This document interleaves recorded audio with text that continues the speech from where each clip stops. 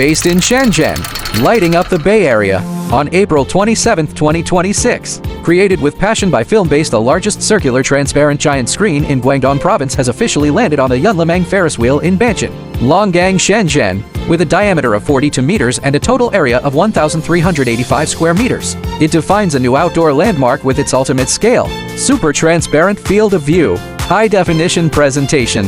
FILMBASE invisible giant screen is thin, transparent, safe, and stable. It blends with the architecture during the day, and the light and shadow bloom at night, without blocking the landscape or damaging the structure. Every landmark becomes a traffic entrance, from Ferris wheels to building facades, from outdoor flyovers to urban core landmarks. FILMBASE uses innovative display technology to empower outdoor advertising, cultural tourism, night tours, and urban renewal, help brand exposure, activate commercial value, and create new hotspots for internet celebrities to check in. FILMBASE, which has been deeply involved in LED flexible display films for many years, uses hardcore technology to refresh outdoor imagination. We sincerely invite outdoor advertising partners to visit us for guidance, explore business opportunities, and achieve win-win cooperation. Landmark empowerment, unlimited light and shadow.